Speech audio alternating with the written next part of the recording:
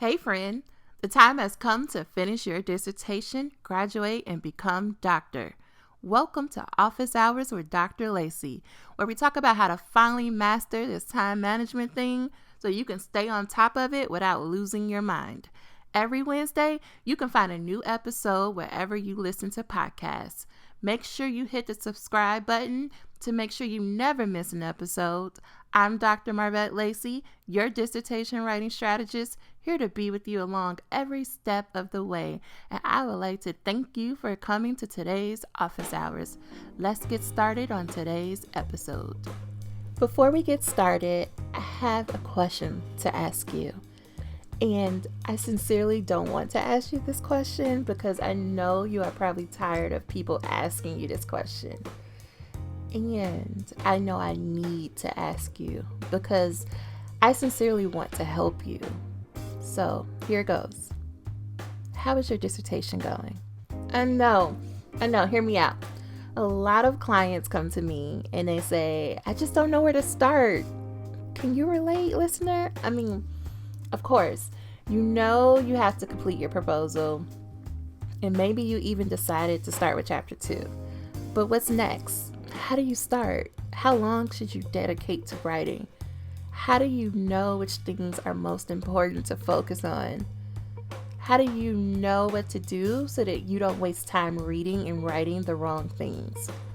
I hear you, and that is exactly why I created Start Your Dissertation.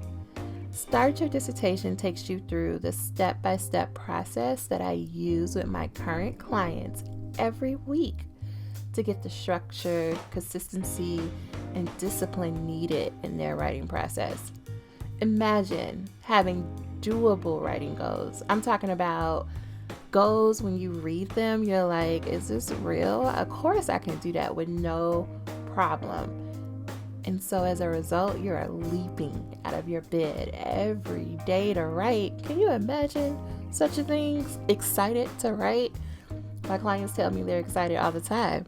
But imagine that you, yes, you who is listening, can be disciplined enough to show up consistently. And not only showing up, because I know you, because it was me, showing up to the Panera and the Starbucks, just more excited about the coffee and the lemon loaf. But like, imagine not only showing up to write, but that you actually sit down, turn off all distractions, and you write. But like, best of all, imagine having so much confidence in your writing that you happily press send to your dissertation chair with your latest draft. Friend, that is what I'm offering you in this course. I am offering you a proven system that's going to take this huge goal of finishing this dissertation and break it down into very bite-sized pieces that like actually work for your life. But don't just take my word for it. Listen to Pascal, who has just recently completed this course. And Pascal says, you need to do this. It will get your whole life together. Since taking this course, she says, I've gained momentum towards completing my literature review revisions. I've also been really intentional about writing every day since the workshop. Or how about Micah? Micah says, my daily writing is consistent, which wasn't true a few weeks ago. Like, y'all, she was even able to submit her proposal to her committee in just a few short weeks. So friend, what are you waiting for? Are you ready to finally start this dissertation? If you are, I want you to go over to startyourdissertation.com and sign up for the waitlist. You will be among the first notified when doors are officially open later on this month. Now, for real, let's get back to the show.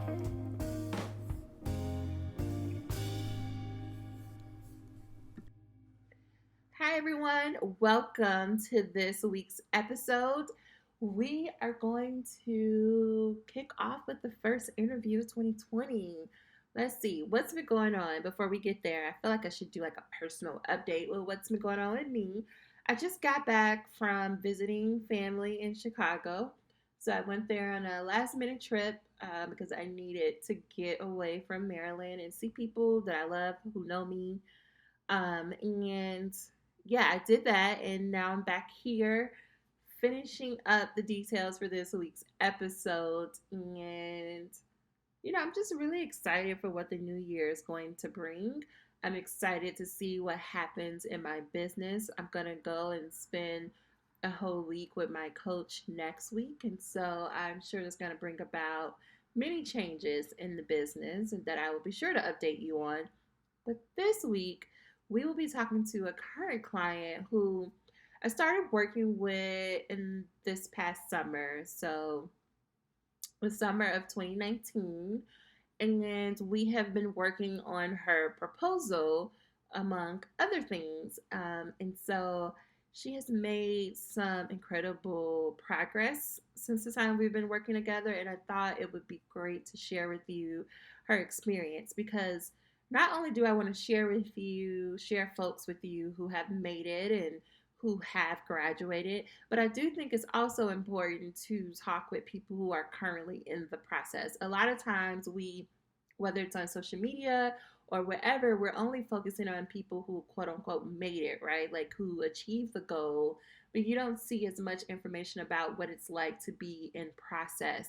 And so that could send us the message that that part isn't important or that we should feel some sort of shame because we haven't made it to the finish line. But there is so much that you can celebrate and you should celebrate while on the journey because really your goals are about the journey. As cliche and cheesy as that sounds, that's what it is because you will know. And if you think about past accomplishments, when you get to the end, it's very anticlimactic. You're expecting fireworks and balloons and all the things, but it's really the journey. It's the day in and day out things that you remember the most and you look back on and you may even say, I miss it.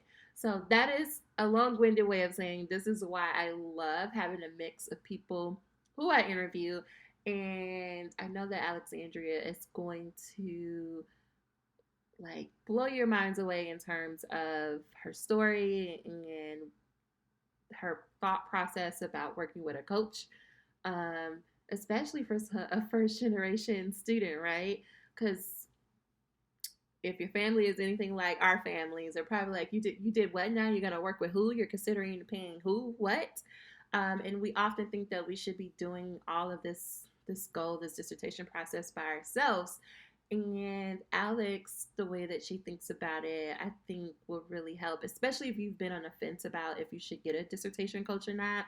I really think you're going to find today's episode helpful in reframing that for you.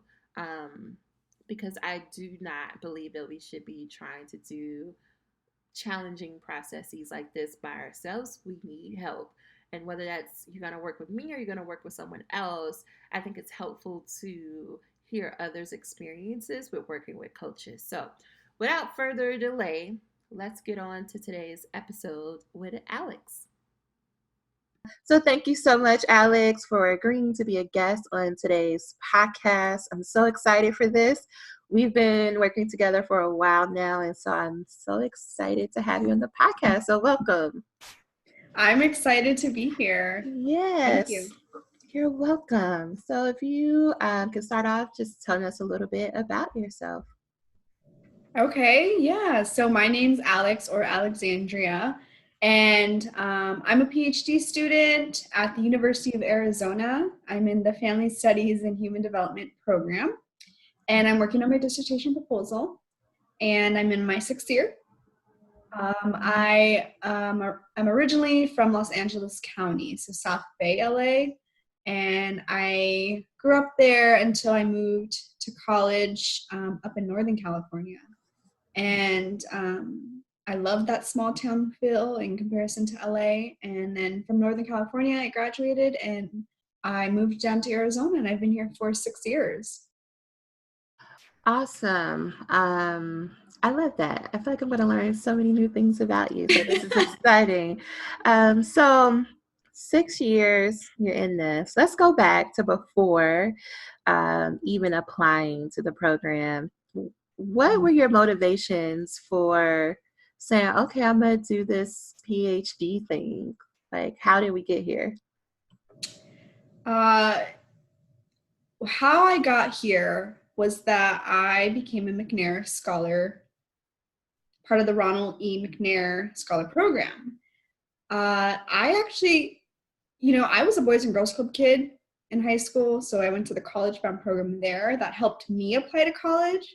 And then I found myself in the McNair Scholar Program, which was an extension of the Boys and Girls Club that I grew up in, where the McNair Scholar Program was like, you're in this program, we're going to help you apply to graduate school. That is their goal. So they gave us opportunities to do research because they knew that in order to get to graduate school, you have to be exposed to research. But I think alongside the McNair Scholars Program, I want to say my junior year, or going into my junior year, I realized that I was going to be graduating with the psychology and I was going to be graduating with the bachelor's in psychology. And from what I could understand about the job market as a 21-year-old getting their bachelor's was that I could either go into case management, around where my undergraduate university was located, or maybe counseling. And I knew I didn't want to do those two things. So out of wanting to extend my time to figure out what I wanted to do with the bachelor's, and also having this very supportive program to get me into the graduate program, I decided to pursue my PhD. Also, I was going to be the first in my family to be Dr. Petch. And that was a huge motivator for me. Oh, that is awesome. So how does your family feel about everything? You know, they're so supportive. And I'm really happy that because I've been in school so long, I remember my great grandma, she's 88 now, and she would say, like, when are you getting married? When are you, when are you going to get engaged? And I would have to have these conversations with her that, grandma, you're going to see me get my master's degree. You're going to see me be Dr. Petch. Like, you haven't had any of your grandkids do that yet. And so that's going to come first. And when she 3 years ago, so she was like 85, was able to confirm my graduation for my master's degree. I really think that she saw like the benefits of like doing school first. And so now it's not when I'm going to get married. It's like, when are you going to graduate? Because that would mean the world to me if, she'd be 89 by then, if she could come to my graduation for my PhD. My mom is super supportive. My mom has always been like, go far away. When I was 18, she's like, you want to go to school 8 hours away? Okay, bye. And when I was applying to graduate school, I told her Arizona was an option. She's like, okay, bye. There's no reason to come back home. I'm really appreciative of that, because being like a Latina brown woman, I know some folks who struggle with like, oh, like, you're 27, where are the kids? Where's the marriage? And I've been really lucky to not have that pressure.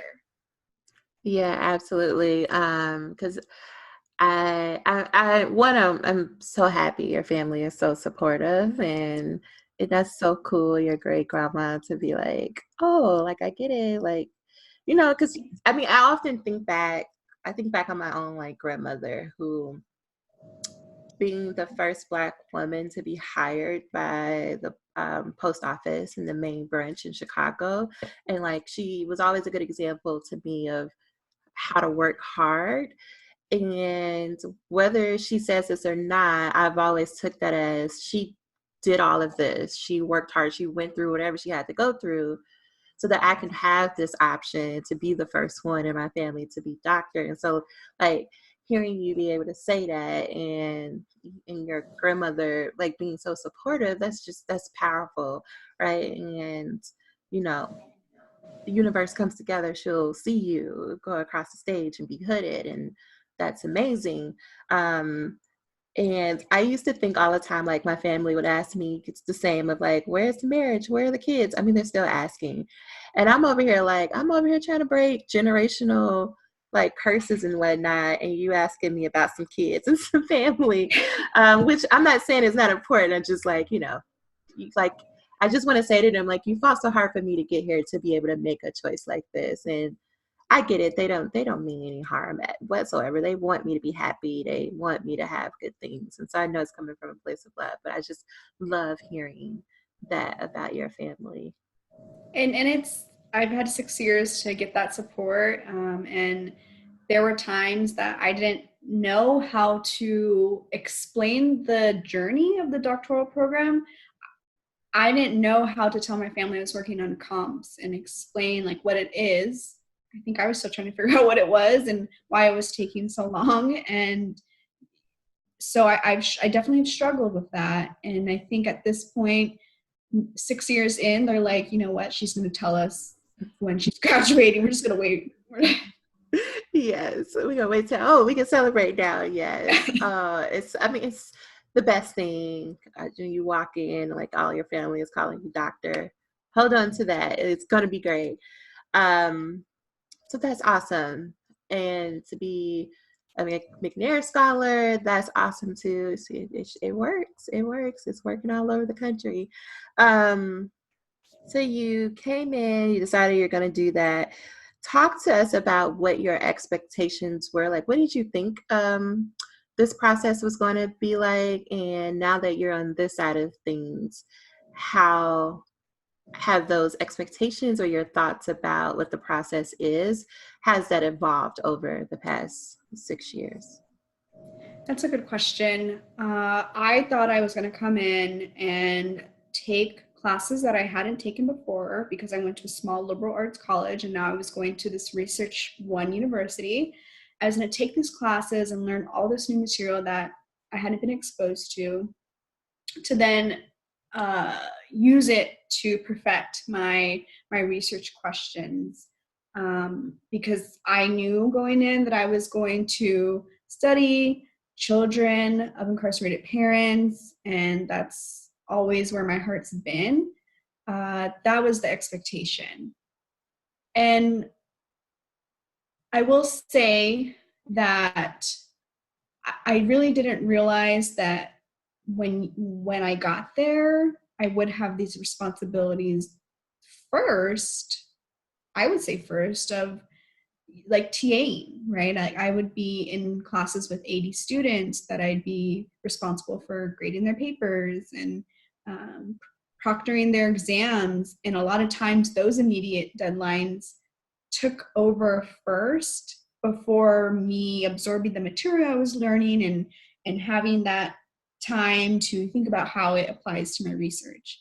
And I'm a really good TA, and I think I learned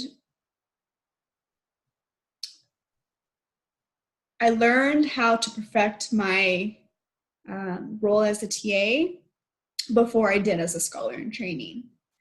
So oftentimes I would, and these are my own decisions sometimes too, like I would prioritize doing something for my TA-ship than my research. And then I will say what I didn't expect and what was hard for me my first couple of years was that for whatever reason, like class assignments, a lot of times people would, write their essays, their end of the semester papers on their research topic.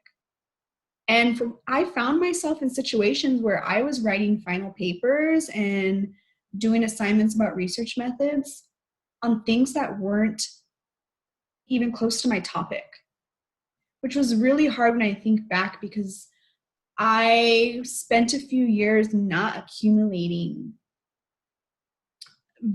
specific products to apply to my master's thesis, to my comps, to my dissertation.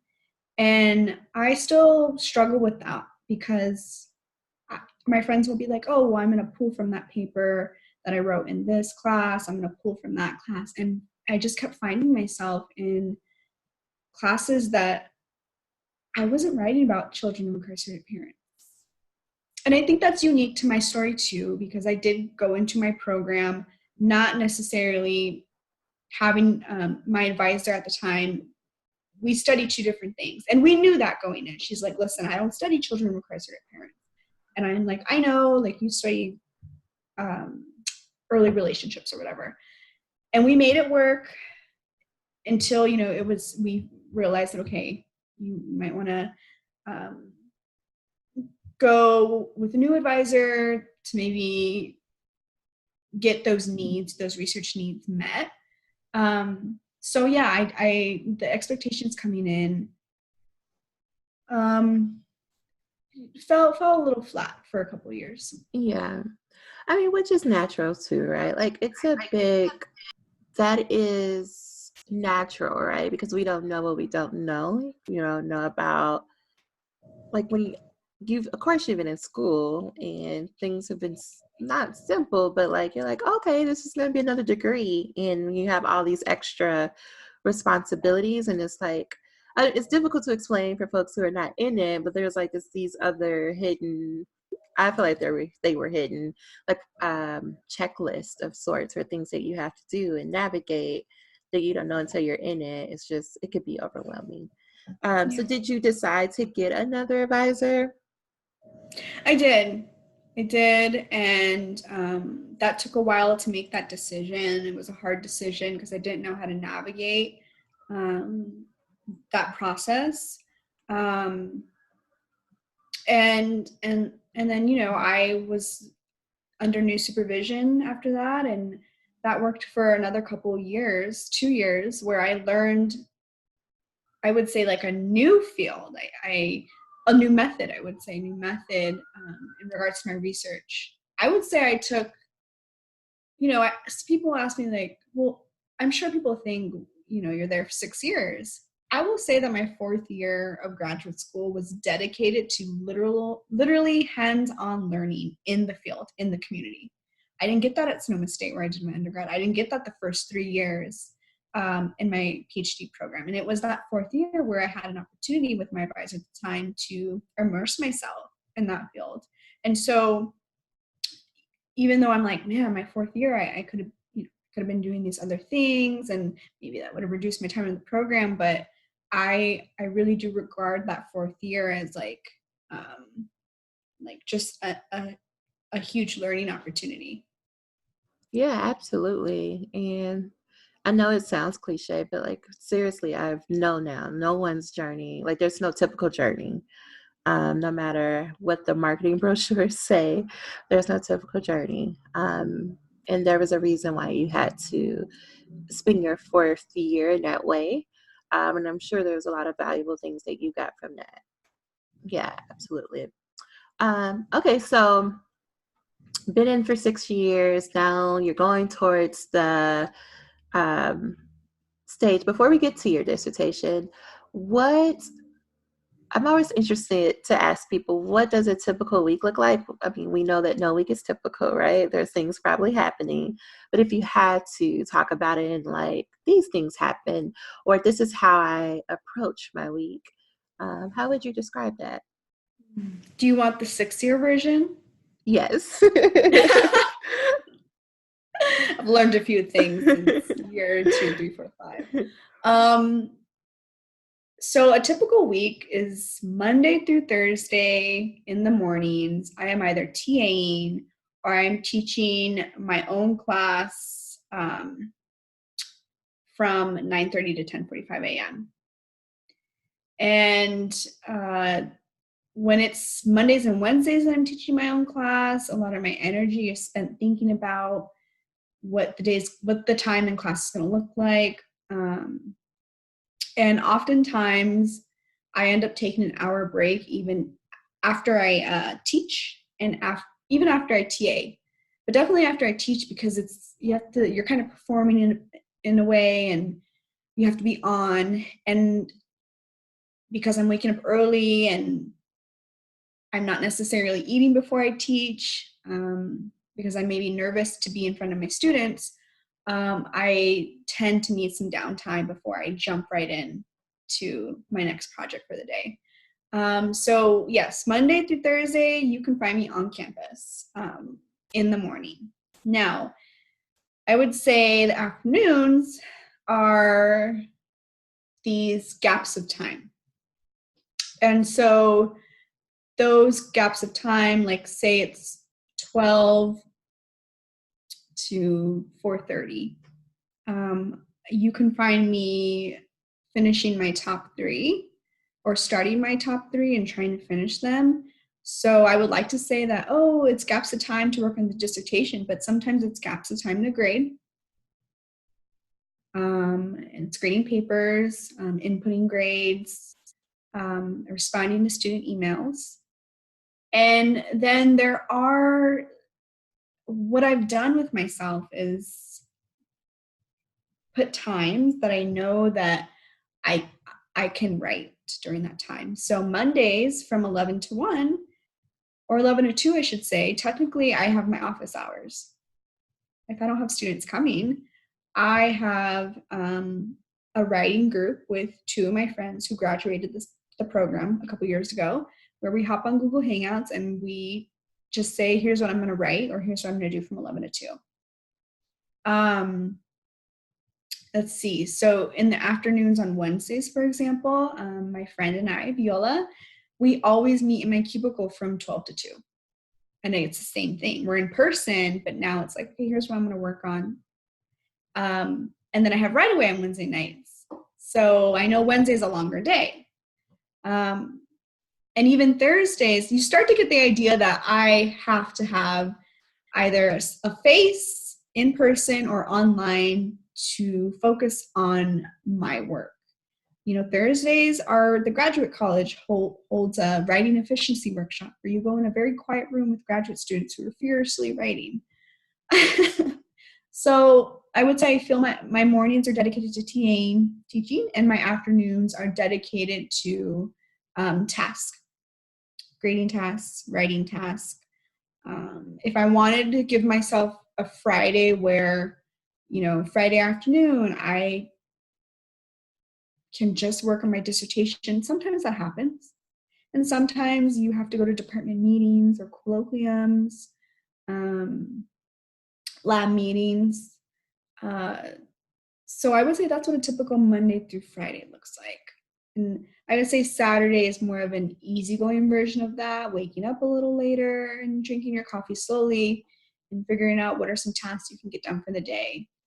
Whereas Sunday, we have right away again, and that's like I can have an easy morning, and right away starts at 2 p.m. my time. So if I wanted to, I don't have to really jump on the computer until 2 p.m. Well, that's awesome. Thank you so much. That was very easy to follow. And I'm over here like, I need to step my game up. I need to get my whole life together with my schedule. And you mentioned the top 3. Oh, this would be fun. What is the top 3? What is this thing you speak of? So top 3, they are supposed to be tasks that you want to accomplish for the day, and they're supposed to be accomplished in 20 minutes or less. And they give you direction for the day. What I will say about top 3 is that depending on what I have to get done for the day, like for example, one of my top 3s today was to write about a theory. This guy created 4 different identities adolescents can have, and I was supposed to write about that. And I wrote 84 words today, and I will say it took me maybe more than 20 minutes. Maybe it took me like an hour. But because that was my top 3, I was able to evaluate, well, after this, you only have to call DirecTV. You only have to do a couple meetings. So I was able to say, I'm gonna go longer on this. And so, yeah, they really just give me a roadmap for the day. Yeah, that is awesome. I'm going to use that. So for those who are listening, I asked folks to identify their top 3 priorities of the day, and they should be 3 tasks that, and ideally take you 20 minutes or less to complete each one. However, some days are not like that. At the very minimum, gives you a focus for your day. Because a lot of times we like have a whole like running to-do list, and the logic is that we'll just start at the top of the list when the top of the list may not be or should not be your priority. And so by doing a top 3 every day, it helps you to really think, okay, what are the most important things that will have the largest impact on today? And by focusing on that first, you can at least feel accomplished. Like, I got this done. It took me an hour roughly. And then any other time and energy that's left over, you can devote to the rest of your to-do list. So there are some episodes on it, and I will be sure to link it in the show notes for folks who would like to know more about it. But in short, that's what that is. So you, And I will say really quickly, they're flexible, because after I was done writing my 84 words, I was like, well, you've had your coffee. You technically have these 10 other sections you can work on. But then I'm like, but the way my top 3 set up, that those sections are not on there. If I feel like I have this energy, then I can maybe make some notes or move some stuff around, but I could put that on my list for another day. Absolutely. That's a great point. Because this week I have been been talking to myself and catching myself, because I'm one of those people who are like, oh, this just popped in my head. I can do that. And I'll abandon every plan that I have. And so I have like this running list on the side of my planner for stuff like that. I'm like, you go over here and I will plan you next week. So yeah, thank you for mentioning that.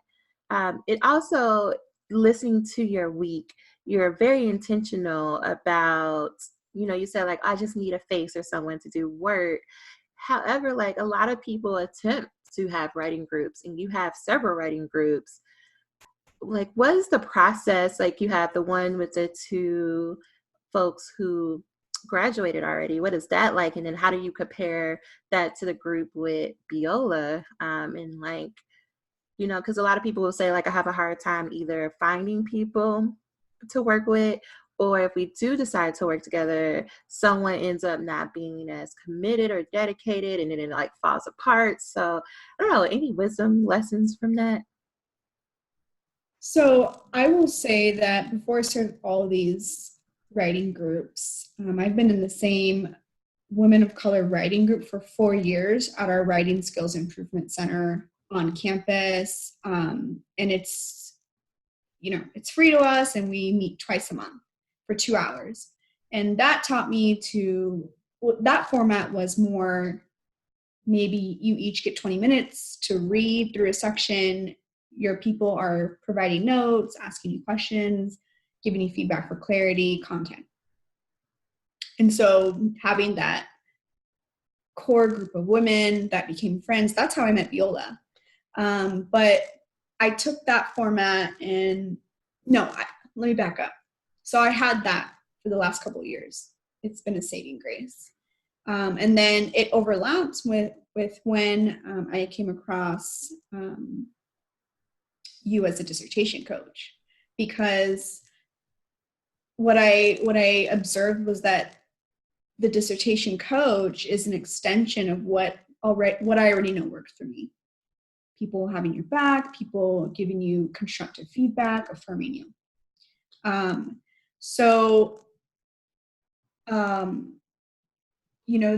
Then that, even though I had the writing group twice a month on campus, I now had Right Away, Wednesdays and Sundays. And because of Right Away, I actually went to my 2 friends and we said, this semester, let's get together online. We've been talking about it. We would do it sporadically over the spring. So I get why people can have an issue, because it's like maybe you do it 1 or 2 times and folks get busy. But I think we were more intentional of, okay, let's really look at our schedules and see what times work. And we had to go back and forth for a while to figure out what times work. Folks were in different time zones. But when we finally found our time,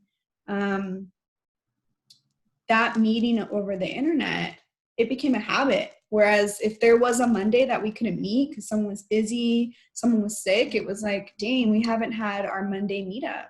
Like, that feels weird. That's the only time we can see each other, kind of. And then I would say with Biola almost a year ago, we just sort of, I had my cubicle in my office, and I was just like, hey, I have a space. Like, I have a space. You can have a chair there. There's room for you. I have a mini fridge. We would get together and kind of stay. When the sun went down, it'd be dark out. But that was a time to get together and sometimes just work on tasks. Like, maybe it's me grading, but for me, I know that it would be helpful if I'm on campus at 8 p.m. grading a little bit versus if I'm at home and I might want to like sit on the couch, which might not always work out. And I honestly, I would say throughout all those experiences, I created friends. So I would say like Viola and I started in our writing group on campus, but then we became friends really where we're meeting outside of campus now. With Right Away, like there are other folks in Right Away who are at the U of A where I'm like, oh, I'm seeing you every week. Now I know when I see you on campus, like that's a friend because we check in with each other at Right Away. Yeah. So, yeah. And you see each other. I mean, you see someone twice a week. It's like, we're family at this point, right? Like, because I mean, I'm thinking like the conversations we have sometimes and Right Away, like they're going beyond the dissertation. Yes. When I'm in San Diego, I want to see what Kalia's up to. If I go this, what this person's up to. So. Yeah, awesome. So then since we're there, it's like a natural transition to talk about, I know that like Viola's how you found out about me, right? I mean, you still have to make a decision to work with a dissertation coach, and people have objections about it and opinions, particularly if they have not personally experienced working with a dissertation coach.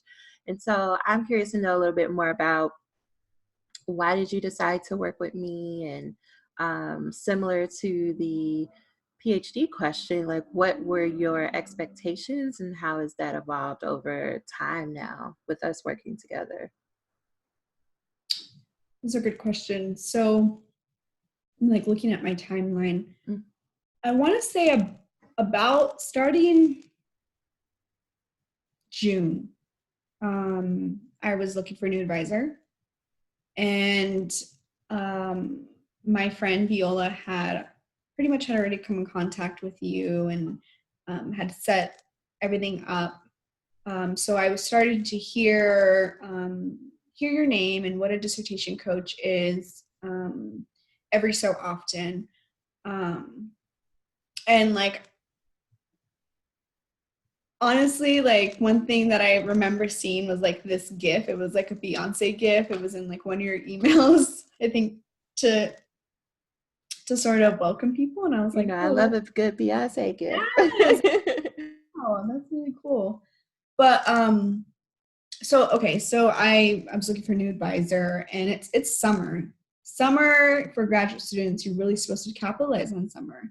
Yes, you're supposed to rest, and summer is a time to make some plans. Well, without an advisor, I was in this in between phase, and I sort of was panicking a little bit. Like, great, like what am I going to do in my summer to get me to where I need to get? This would kind of be a waste of time. That's how I was feeling without advisor. I felt like I didn't have any direction. I felt alone, like, oh my God, I'm gonna have to do this by myself. So that's how I was feeling.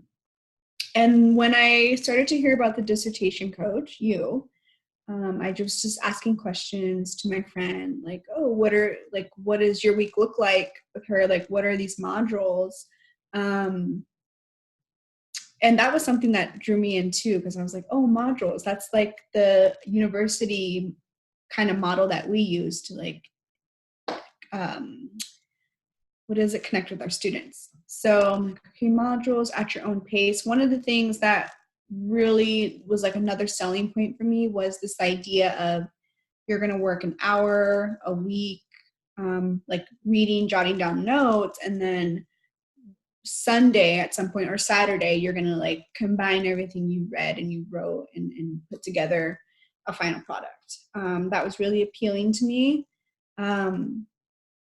because like I'm always looking to improve my system of how I write. And then the writing groups, again, I was already familiar with writing groups. Like, this didn't sound too radical. It was like, oh, I know those work for me. So I know we've talked about it before, but one of the things that I was a little hesitant on before getting a dissertation coach was this idea of what does it mean to invest in myself, and maybe I can do it on my own, or it was just this idea of like, what does it really mean to invest in yourself, and invest in your education. And when I finally decided that, no, I need this, I'm going to invest in it, this is an investment, then I came in and let's see. So I came in with understanding what I was going to get, what the expectations were. But I will say I probably didn't start right away till August, just because I was traveling and you and I had worked that out. And it met my expectations, because I started this writing group and it was like, we're going to do introductions and we're going to check in, we're going to laugh, which I love. That's one of the greatest things that I love about writing groups. It's like, it's not just, hi, what's your goal today? It's like, what have you been up to? And I love when it's in a container, because I don't want to go 2 hours just checking in. We have to write. That's what we're here for. But it met my expectations above and beyond, because not only was I having this support group, I was getting to know people, new people. I was hearing other people, like hearing their struggles, and as well as hearing their triumphs too. But I was like, okay, I'm not alone in this. Like, here's how folks have navigated their experiences with their advisors. So that's been one of my greatest, how do I say it? My, just like, I don't know. I'm thinking of the word like treasure. Like, yes, I found this. And yeah, I think with writing, with having a dissertation coach, I was challenged in really good ways to talk about my research and make those executive decisions of, what do you want? Do you want to graduate, or you want this project to look like X, Y, and Z? And that's important for me, because I would have been doing a whole other project that I'm doing now if I hadn't had that conversation with a dissertation coach to reinforce, like, okay, what's your goal? If this is your goal, here's what this and this should look like. And then with writing feedback, I will say, and I know this is a long-winded response, but I'll end on this. Feedback is something that I've had a really hard relationship with. In my experience I will say with faculty, it runs the gamut. Maybe it's no feedback, maybe it's harsh feedback, which I try to say, well, maybe they're out of time and this is all they can give me. I've had people go into my documents and just like rewrite a section, and I'm like, okay, well, I guess I have to leave it that way since they rewrote it. I've had faculty say in their feedback to me, did you write this? This doesn't sound like your previous writing. Like, backhanded comments like, this is really good, but did you write this? Because it's not how you usually write. And it's like, no, like, I did write that. Like, don't accuse me of plagiarism. So I've had a really contentious relationship with feedback. I didn't understand what feedback is supposed to look like. And then when I started getting feedback from you, I think I even asked, like, how do you give feedback? Like, I just wanted to be warned. And the feedback was just, yes, okay, I see what you're writing, and here's what you're missing, here's what you need to add in. So it's gotten me to such a better space with feedback than I ever was before. Wow. Just wow. I, um, yeah, I'm shocked, I guess, that folks would even do that. I mean, not shocked. I'm not surprised, and I'm still shocked. That's awful, and sorry that like we have some people out here who just, I don't know, they forget to be human. It's the only way I could think of it. They think that they think it's coming from a place of care, and it's just a lot of harm and violence. Um, yeah, and I'm glad that you were, open to like that, like working with me and me giving you the feedback and everything. So yeah, I don't know. I'm just like processing. Listen, it helped me reimagine what feedback looks like. And I'm like, Hmm. I also understand how I then need to give feedback when that time comes. So Yeah. Wow. Thank you for sharing. If anyone was on the fence about either working with a coach, whether it's me or not, indoor, they want to work with me or they want to join right away. Like, what would you say to them if they were like nervous about it? They were on a fence. Any words of encouragement or wisdom? that's a really good question.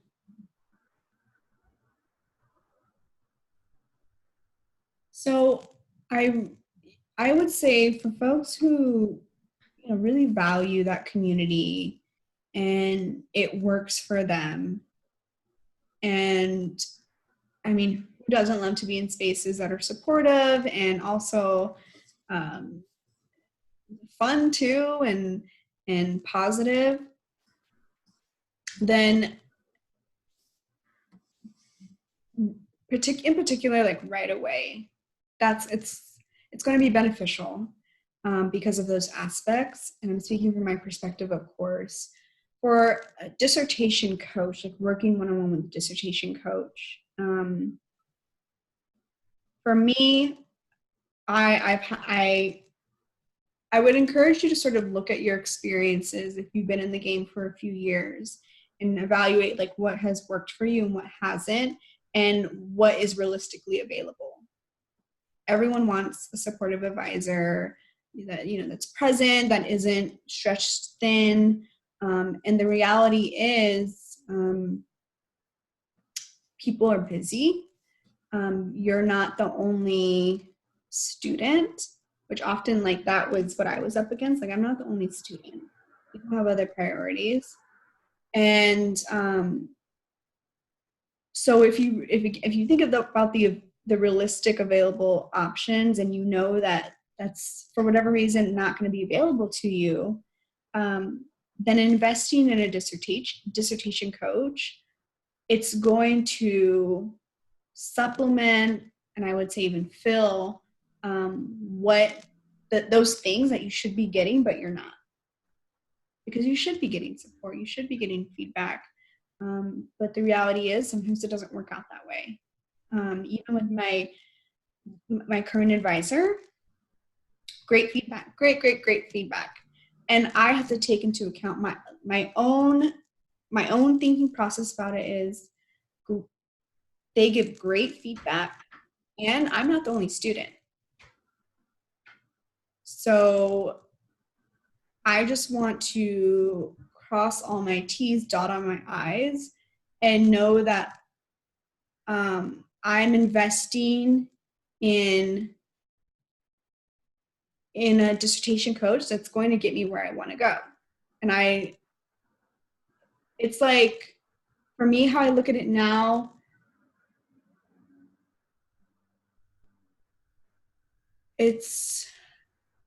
I'm trying to explain it.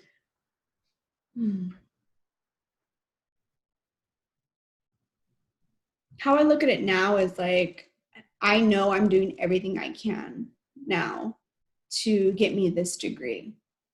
Like I'm at that place because I deserve it. I deserve to get that degree, and I'm working for it.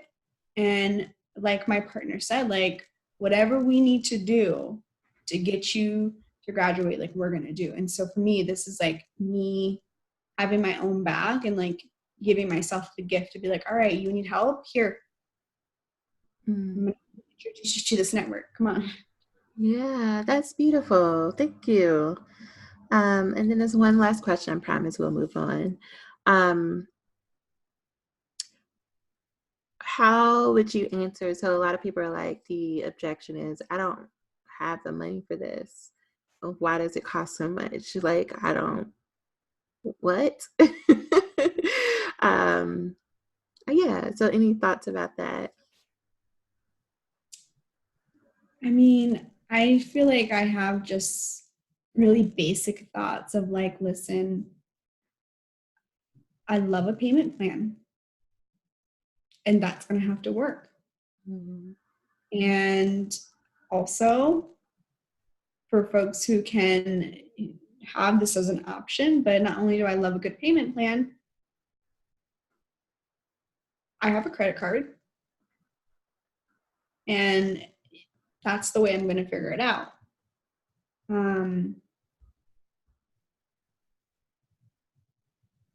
And it's like, I know it's hard, but it's like, where else can I maybe cut corners a little bit with other things to like afford having a dissertation coach?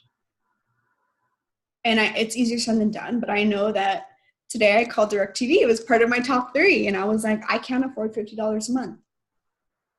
So you got anything cheaper? No? Okay, well, I'm going to cancel. Thank you. You know? And so it's also like, for folks who are lucky enough to even get like a stipend, like I know I get a lump sum in the beginning of the semester of like my stipend or like of my scholarships. And anytime I get my scholarship money or my like financial aid, I'm like, okay, like I can go to the eye doctor, go to the dentist, and here's money to pay off my credit card. Yeah, thank you. Absolutely. I know people are like, what? I'm like, but if you know you need something, right? Why wouldn't you do whatever you could to get it? And for me, it's not about that I'm just trying to over here make a quick buck, because that's not it either. I know how helpful it is. And I know I've seen over these past 2-3 years, people go from feeling completely like I could just leave this PhD and this degree and it's not going to happen to like graduating and all of that transformation happening in a semester. And then so I see the benefit of it. And I just tell people all the time, like, if you knew something was going to help you, why wouldn't you do everything to invest in yourself? But that's a whole bigger conversation. And maybe I need to do like a whole like podcast episode on that. But thank you so much for your honesty and your My candor. goal is that when I'm making good amount of money, when I actually have a real job, I'm going to put money aside, a little like foundation to be like give money to people who want a dissertation coach. Oh, that's so sweet. Applied and look. Mm-hmm. Mm-hmm. Yes.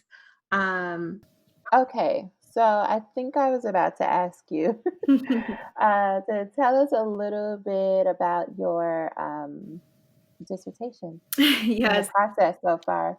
Okay, so should I start on my topic first? Yeah. Okay, so I'm working on my dissertation proposal, and for the last 8 years, I've always been interested in understanding the life experiences of children of incarcerated parents. And for my dissertation, I'm taking that same concept and I'm focusing in on adolescent girls of color. I am really interested in how, Black, brown, indigenous girls of color navigate the adolescent developmental time period as they're experiencing their loved one's incarceration. So whether it's that they have a mom or a dad who's incarcerated, a grandparent, an aunt, uncle, a sibling, just because mass incarceration has really impacted so many children, youth, and families. So I will say that my work has always been informed by my own experience. So I actually consider myself a directly impacted scholar.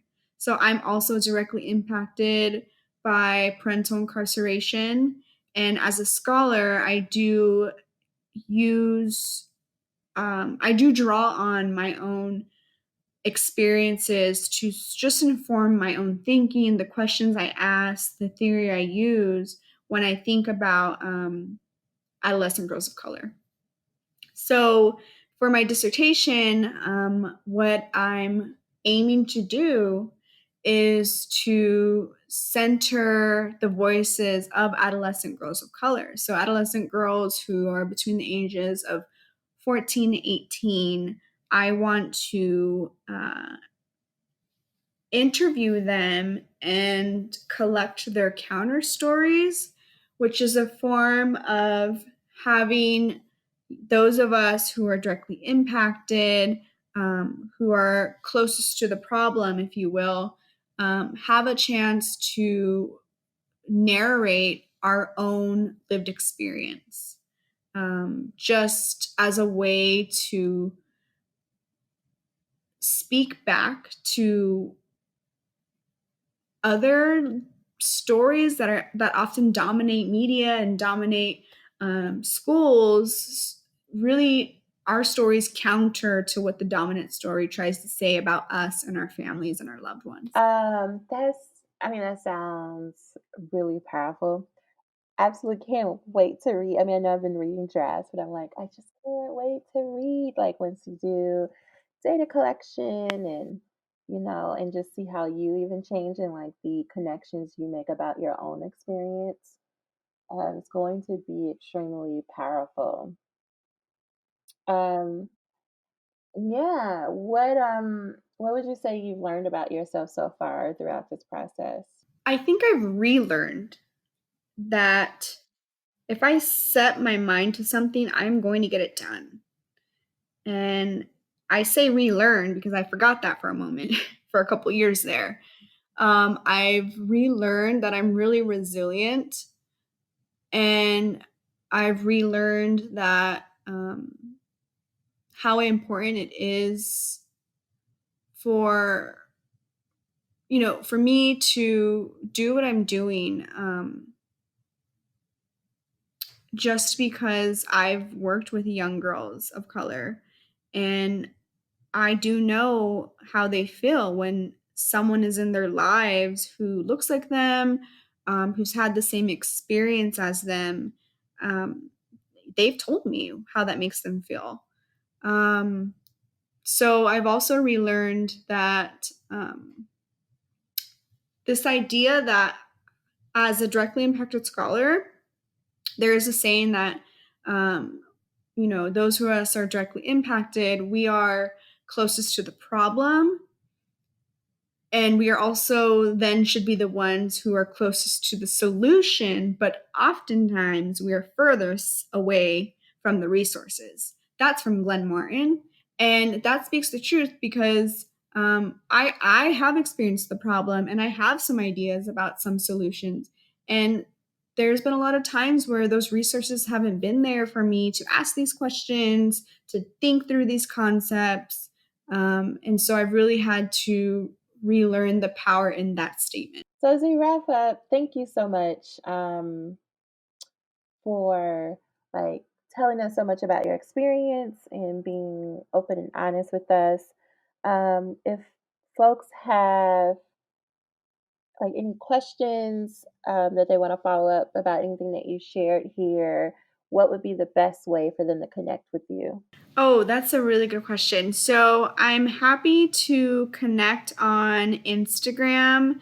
My handle is my first name, so Alexandria Sarissa. So that's my first and last name, and Sarissa is Sarissa.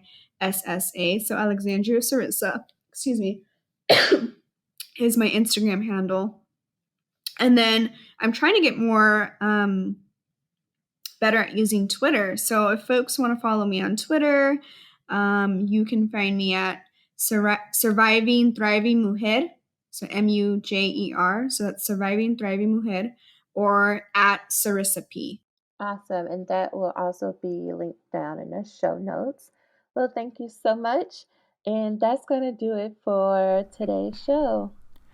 Thank you for joining in for today's office hours. Make sure you come on Instagram and tag me at Marvette Lacy and let me know what your thoughts were on today's episode. Until next time, do something to show yourself some love. I'll talk to you next week. Bye for now.